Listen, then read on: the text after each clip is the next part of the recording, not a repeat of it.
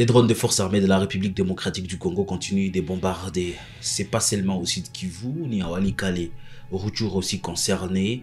La M23 parle de bombardements dans des zones densément peuplées. Nous allons faire le point, surtout de cette semaine, de l'évolution de la situation sécuritaire sur l'ensemble de la partie est de la République démocratique du Congo. Nous allons également parler de la condamnation de l'ancien président de la République démocratique du Congo, Joseph Kabila.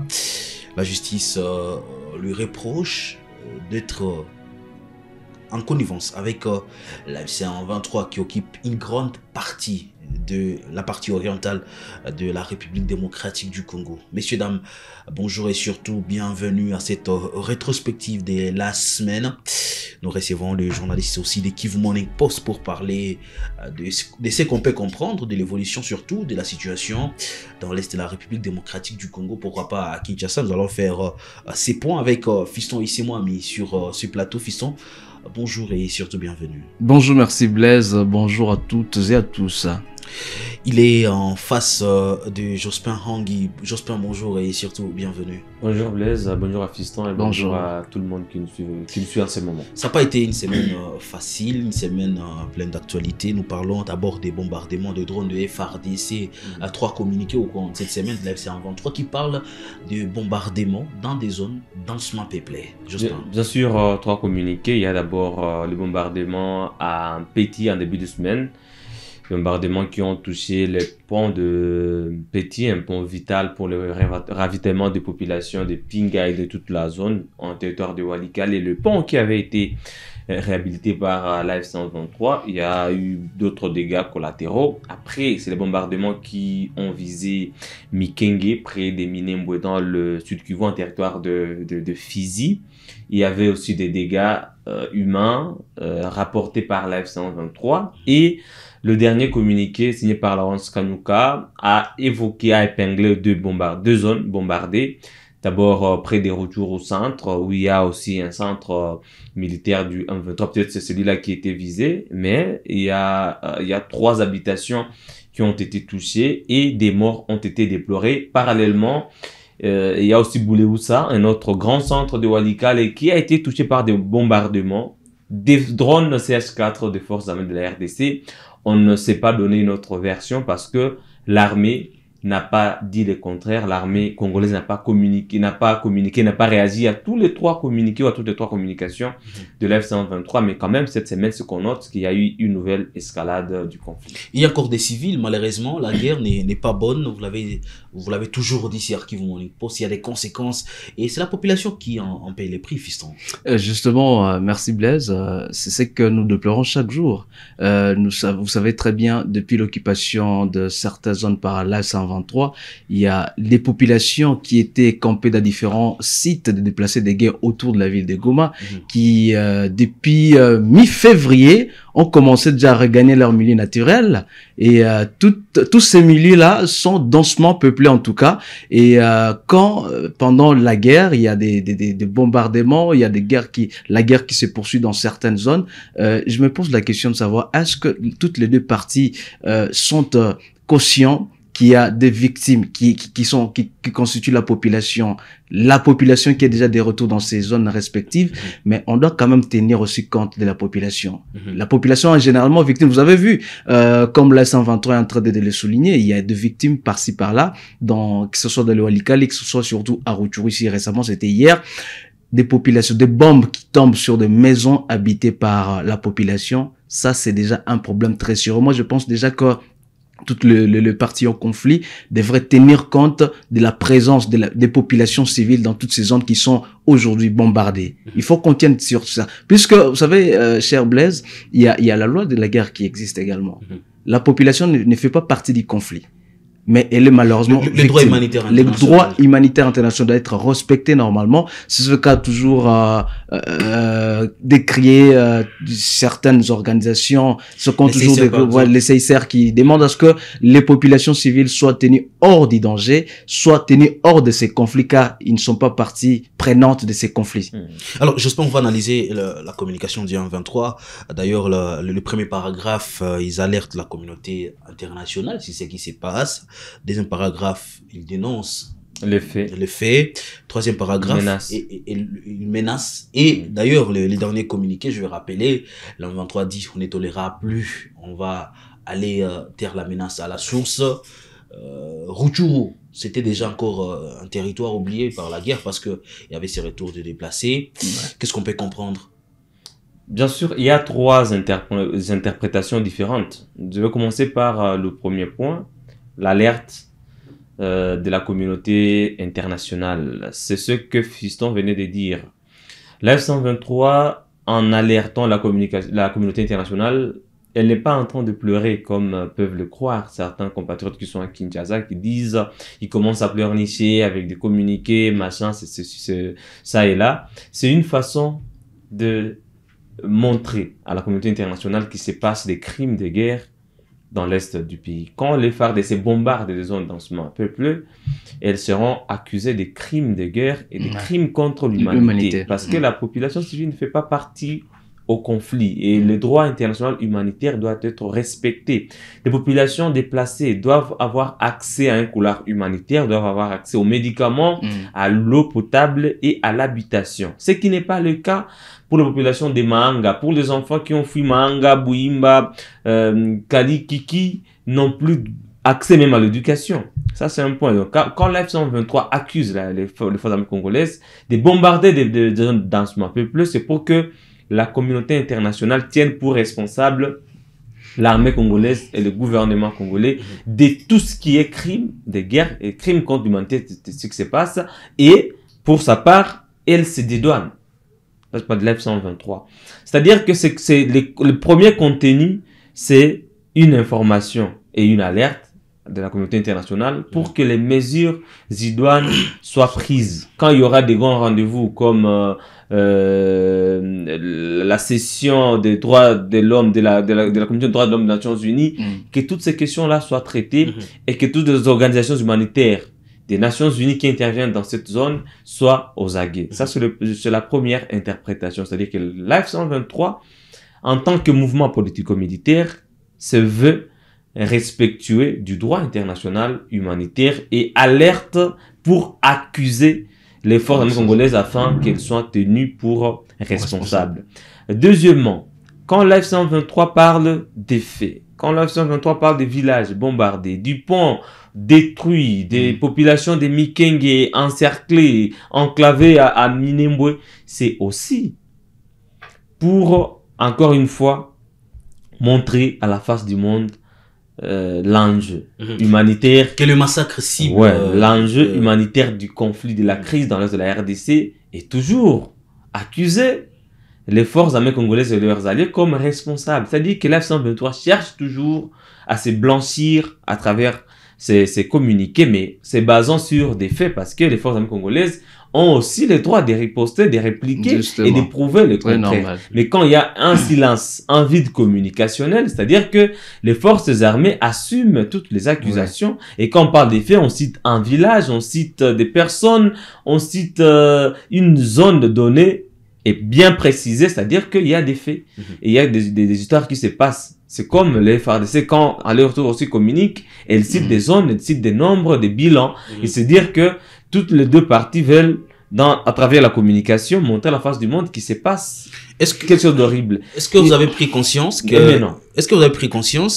que lorsqu'on parle de menaces, surtout des origines, la source de menaces, on parle toujours d'Ouvira et Ouvira et Burundi. Bien sûr, j'en viens. Maintenant, le deuxième volet, parler des faits, c'est pour soutenir les accusations. Donc, quand on commence d'abord à alerter, on alerte à travers des accusations. Maintenant, quand on vient étaler les faits, s'il s'agit de tel village, il s'agit d'autant de personnes tuées, c'est pour soutenir ces accusations, pour que ça ne soit pas des accusations vaines. Et pour montrer que c'est vrai et c'est réel ce qui se passe dans l'est de la RDC. Maintenant, le troisième volet, c'est à la fois un volet offensif et défensif, parce que la meilleure façon de défendre, c'est d'attaquer. L'F-123 se voit menacé, se voit en face d'une menace. Ces bombardements ne viennent pas pour blaguer. Ils laissent parfois des zones dévastées. Ils laissent parfois des centaines de vies dévastées. C'est une tragédie qui se passe à travers les bombardements. Heureusement que vous avez été dans certaines zones qui avaient été bombardées. Blaise, pendant nos reportages, et vous avez vu le vide qui est resté dans certaines zones. Maintenant, quand l'AF-123 parle de protection des populations, au troisième titre, c'est pour... Troisième paragraphe. C'est pour venir soutenir les accusations et les faits et dire que, comme mouvement politico-militaire, qui, à chaque fois qu'il prend un village, il parle d'une libération, et ben, donc il a le devoir aussi de protéger les populations civiles dans le cas toujours du respect du droit international humanitaire et de tout ensemble des droits de l'homme. Maintenant, pourquoi on parle toujours d'Ouvira? Ouvira, c'est le plus grand quartier général des FARDC aujourd'hui dans l'est du pays. C'est le plus grand quartier général d'une zone opérationnelle. Nous savons que les munitions viennent de Kalemi dans la province du Tanganyika, d'autres viennent de Kindu en passant par Chabunda et atteignent Ouvira, où sont tous les généraux des Wazalendo qui avaient fui Goma, Bukavu, Minova, Calais, Boreman. Ils sont tous aujourd'hui basés à Ouvira et ils se réorganisent avec les FARDC et les forces burundaises pour repousser contre les 123. l'AF-123. Donc l'AF-123 cible Ouvira parce que c'est de là que viennent toutes les attaques qui sont coordonnées des opérations. Il y a aussi Walika, les centres. Faisant partie de la 3e zone de défense toujours, le haut commandement vient, quitte Kinshasa pour Kisangani, de Kisangani, Ouvira exécute tous les plans. Très bien. Et Walikale. Voilà, donc l'AF-123 veut prévenir la communauté nationale et internationale que si demain ou après-demain Ouvira tombe, ça sera parce que c'est à partir de là qui s'est organisé tout le bombardement que nous avons alerté, que nous avons dénoncé, mais il y a rien qui s'est passé, malgré le cessez-le-feu, malgré tout, le bombardement a continué. Et voilà, l'AF-123 s'est vu dans une posture d'attaque, et c'est pourquoi ça sera une façon de se défendre, parce que ils doivent normalement observer le cessez-le-feu. C'est-à-dire que ces communiqués sont à prendre au sérieux, Blaise. Ce ne sont pas des cris juste de détresse ou d'alarme. C'est une communication préventive qui vient pour avertir Félix Tshisekedi, le commandant suprême des FARDC, que Ouvira aujourd'hui est menacé par l'AF-123. Fils, un commentaire avant justement, avant de passer à notre sujet, c'est très important, comme venait de le dire Jospin, il est très important de spécifier que la population, j'aime bien le dire comme ça, puisque moi en tout cas, je me focalise plus sur cette population qui est victime. Je pense déjà qu'il est très important que les deux parties en conflit observent la mesure du cessez-le-feu permanent. Cela va empêcher un bain de sang et comme l'a dit Bintou Keïta au niveau des Nations Unies, c'est important qu'on observe cette mesure afin qu'on donne la chance à tous ces processus de paix qui sont initiés à Doha et à Washington, afin qu'on voie comment est-ce que la paix pourra être effective ici à l'est de la République démocratique du Congo. Écoutez, depuis le début de la guerre, il y a eu beaucoup de morts en tout cas, et majoritairement de civils. Vous avez vu, on a commémoré récemment ici le 3 mai, on s'est souvenu de cette bombe qui était encore une fois tombée dans le camp de déplacés ici à Mugunga. Il y avait beaucoup de morts, si vous vous souvenez, cher Jospin Blaise. Il y avait beaucoup de morts. Tout ça, on a fait une vidéo. On a fait une vidéo en direct sur les lieux. Donc pour vous dire déjà que il y a beaucoup de gens qui ont déjà perdu leur vie. Et c'est une bombe, tout ça, non, ça, on doit cesser. Nous sommes en train de voir des familles, on est chaque jour, chaque jour. Et puis, on doit tenir compte de ça. La solution militaire a échoué.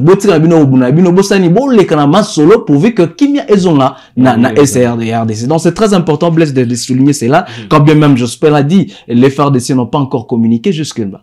Parce que vous parlez du dialogue, on va y aller sous cet angle, alors que la République démocratique du Congo est vraiment en crise avec le M23. L'on pensait que Doha devrait nous apporter une solution. Doha, où la M23 est en train de parler avec le gouvernement congolais, mais l'on reproche à Joseph Kabila d'être en connivence avec le M23 et il est condamné à mort, à la peine de mort, et il devra payer l'amende de 33 milliards de dollars américains. Est-ce que n'est pas une contradiction tout ça? Je voudrais bien faire Ce n'est pas une contradiction. une analyse comparative entre la condamnation de Joseph Kabila et celle de Nanga, Bissimo et tout le reste, mais quand même, ça ne sera pas honnête parce que le cas de Kabila est particulier. C'est quand même inédit. C'est pour la première fois qu'un ancien chef d'État en RDC soit condamné à mort. Et dans quelles conditions? Pour quels faits? Nous devons être sérieux et avouer quand même qu'il y a une grande légèreté. Tout s'est passé très vite entre juin et septembre. Rapidement. Pendant 3 mois, on a pu constituer toutes les preuves qui incriminent Joseph Kabila parce que il s'est présenté à Goma en avril pour écouter les Congolais. Goma qui fait toujours partie de la RDC. D'où est-ce qu'on tire les preuves? C'est parce que Moïndo Nzangi, venant de Bouta sur une pirogue, a affirmé que Joseph Kabila serait toujours le chef de l'F-123 depuis le début, même quand il l'a vaincu et tout. Parce que Kabine Karoubi, dans une vidéo filmée par Stanis Boudiakera à Washington, a dit que la lutte a dit que certaines revendications du M23 corroboreraient celles de Joseph Kabila ou du peuple congolais. Elle avait parlé du peuple congolais. Est-ce que ça suffit pour... Est-ce que c'est parce que aussi on a entendu Eric Nkuba qui avait été appréhendé en Tanzanie proche de Corneille Nangaa qui aurait affirmé qu'il a assisté à un appel téléphonique entre Corneille Nangaa et Joseph Kabila. On ne sait pas s'il a été contraint de le dire, s'il a été torturé en prison pour le dire. Est-ce que ce sont des preuves suffisantes pour incriminer et condamner Joseph Kabila dans un contexte politique tendu? Je pense que non. Surtout que nous sommes en train d'aller vers la réconciliation, vers le dialogue, où nous avons besoin de tous les Congolais. Ce n'était pas le bon moment. Parlons maintenant des accusations selon lesquelles serait le commandant-chef de l'F-123. Sous cet angle-là encore, on donne raison à Corneille Nangaa, qui pense que Tshisekedi ne devrait pas parler avec les condamnés à mort. Il ne devait pas parler avec les morts à Doha. Nangaa lui-même, il est condamné à mort. Bertrand Bisimou, il est condamné à mort. Laurence Kanyuka, tout le monde. Toute l'équipe. Tout le monde avait été condamné à mort. À l'époque où Constant Mutamba faisait encore la loi. Mais on se pose maintenant la question de savoir, est-ce qu'on peut croire en un aboutissement élogieux du processus de Doha? La réponse est non. Tout ce qui se passe aujourd'hui au pays, ces procès, est en train de retarder le début d'un dialogue global, inclusif selon l'accord de Doha, parce que les jalons étaient déjà posés avec l'accord de principe signé, mais l'accord de principe, ça veut dire quoi? Nous nous mettons d'accord sur ce qui va ce qui va faire l'objet du dialogue, mais c'est pas encore le dialogue. Et le dialogue, c'est pas aussi l'aboutissement, c'est pas encore l'accord. Donc on peut aller de l'accord de principe, dialogue et puis accord. On était qu'au début, fiston. On était qu'au début, mais jusque-là, le début est déjà entaché de beaucoup d'embûches et tout. Et ça ne donne pas la chance, en fait. En tout cas, l'espoir à la paix, parce que c'est que disent les proches de Kabila aujourd'hui. Faut pas la guerre est déclarée entre l'FCC. J'ai suivi Patient Saïba, qui est l'un des plus proches aujourd'hui, Joseph Kabila, dire répondre à la RFI que la lutte armée n'était pas exclue. Voilà. C'est basant sur l'histoire de l'accord qui avait été signé en 2002 à Sun City. Et le Congo, avec l'article sur la Constitution, les Congolais ont le droit de faire n'importe quelle lutte pour faire échec à la dictature. Donc aujourd'hui, le pays revient encore à la dictature. Women Rights Watch, une organisation respectée au monde, une organisation américaine, qui parle d'une dérive autoritaire, pour ne pas dire dictatoriale. C'est-à-dire que le pays est en train de régresser au lieu de progresser. Et aujourd'hui, parce qu'on dit que Joseph Kabila est le commandant-chef de l'F-123, s'il est coincé, nous savons déjà que les relations avec la Tanzanie ne sont plus bonnes.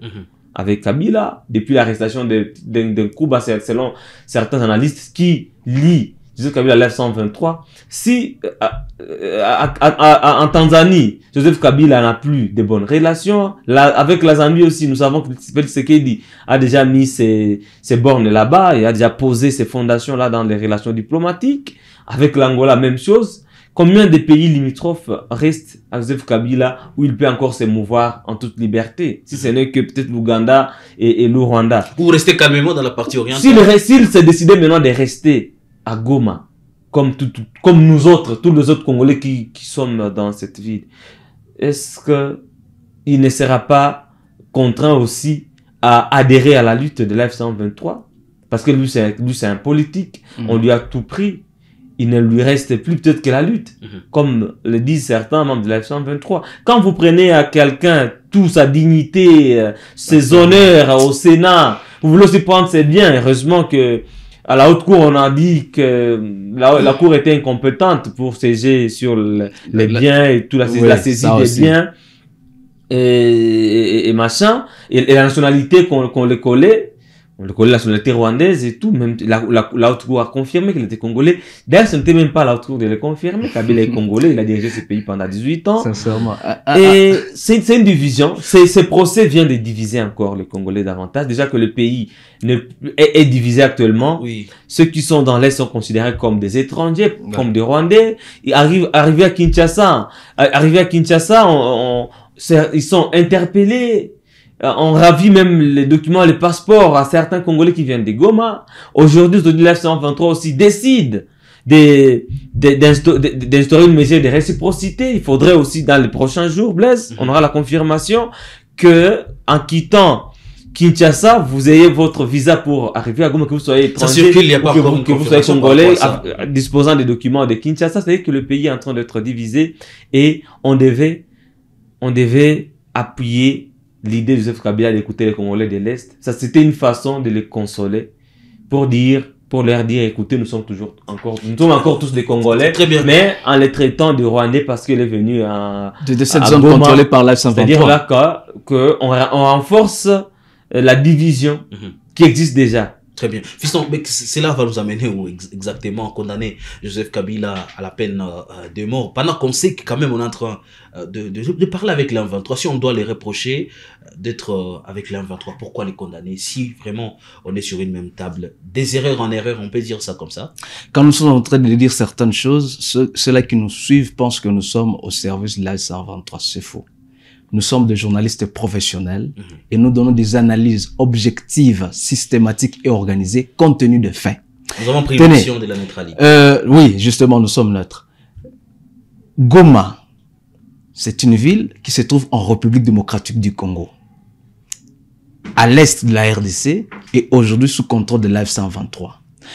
Et de par le début du procès, vous avez vu, quand le procès a commencé, quand bien même c'est, ça la procès, Joseph Kabila et moi, c'est la même chose jusqu'à la condamnation. Jusqu'à la condamnation. C'est par coutume, c'est ce qu'on dit. Alors, vous allez voir le déroulement du procès de Joseph Kabila. C'est vrai que le juge et ainsi de suite, des avocats, j'ai même vu les avocats de la République qui étaient en train de parler du président Félix Tshisekedi. Il y avait un plan Tshisekedi de vous vous souvenez de ce qui s'était passé? Le Félix Tshisekedi, c'était quand même un peu bizarre. C'est comme qui dirait, le procès, il est purement unique. Il va dans un seul sens. C'était quand même pas correct, quelque part. Il fallait corriger tout cela jusqu'à arriver au moins de condamner plutôt Joseph Kabila, l'ancien président de la République, le tout premier ancien président de ce pays vivant. Ça va? C'est le seul, en tout cas. Tous les autres sont plus. C'était lui. C'est lui qui reste l'ancien président vivant de ce pays qui est aujourd'hui humilié. Foulé au pied, en tout cas. Il a dirigé ce pays pendant 18 ans.